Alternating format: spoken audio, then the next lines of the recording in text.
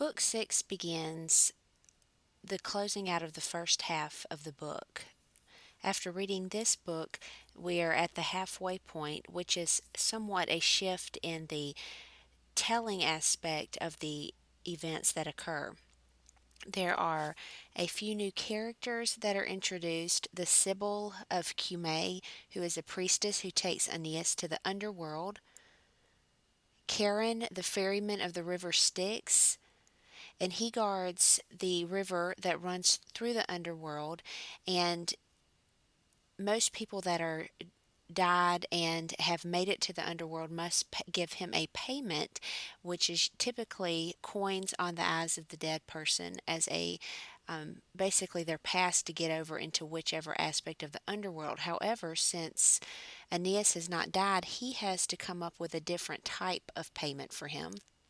And then Cerberus, who is a three-headed watchdog.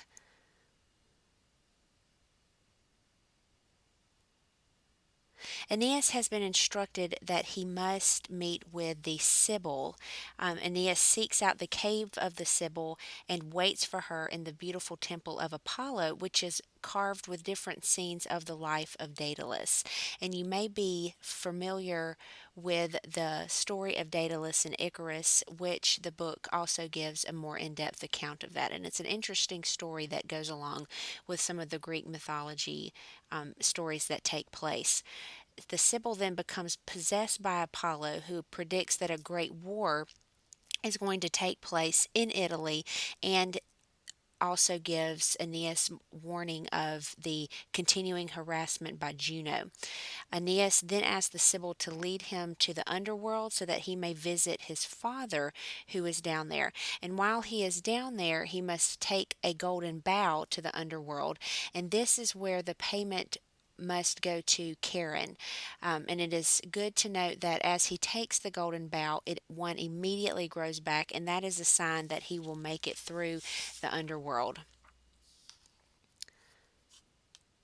When he is down there and as he's getting to the other side of the river, he sees Dido is down there. And this is a somewhat bittersweet time for Aeneas, because as he sees Dido, she is no longer under the spell by Juno, and is terribly remorseful for the way that she acted with Aeneas, and is glad to be back with her husband. So instead of running and going to Aeneas, she turns and flees. And this causes somewhat of a bittersweet time for Aeneas as well. He also encounters Deiphebe, who tells him of the betrayal of Helen. She has now gone back to her Greek people, which and then is not betrayal for the Greek people because there's a homecoming for her, but also but it is one for the Trojan people. Aeneas also learns of Tartarus, which is what we would consider the hell part of the underworld, and also the Elysian fields, which is where Anchises is, and Aeneas talks with him, and he is given the future of Rome. There are many themes that take place in this book, and one important one to note is that theme of the past versus future. Aeneas is trying to leave the past behind him and work towards his future. He now knows that Dido's love to him is lost forever, and he must seek a new wife that his first wife, Creusa, has warned or predicted for him. Deiphobus, with the transfiguration of the adulterer, serves as a reminder for the sins of Troy that has taken place, and encourages Aeneas to then accept his future as the source of glory for his dead Trojan friends. So basically, the slate has been wiped clean, and there is no longer any reason for Aeneas to cling to the past. Anchises is going to give him a sense of the future. He shows Aeneas that his men will found new cities across Italy, and that the power of the Trojans will basically be spread through the Romans to the end of the earth. And to enable this to come to pass, Aeneas must found a second city.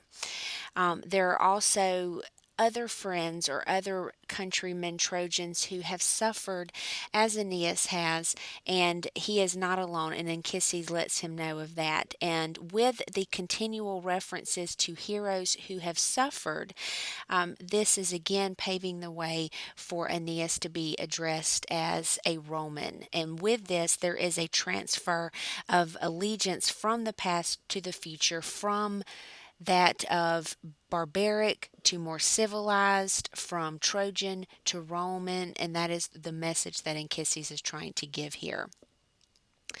And continuing also with that theme of propaganda, Virgil's choice of heroes and accompanying commentary would have had a varied result to the readers. There is the mention of Caesar, whom Augustus urges to not let such a great wars be native to your minds or turn your force against your homeland's vitals. And this is a way for Aeneas to basically, or Virgil through Aeneas, to mention that again, that war is pointless. Keep that further. The furthermost point of your mind, and to keep peace on the forefront. Augustus's inclusion between the kings and the senators would show that he is a ruler who combines the best of Rome, of the former rulers of Rome. And then finally, Virgil's reminders of the sorrows necessary in removing Rome to its current state of excellence would inspire the reader with patriotism and a desire to serve the state as well. So, overall, the reviews of heroes would inspire loyalty to the citizens of Augustus's restored republic.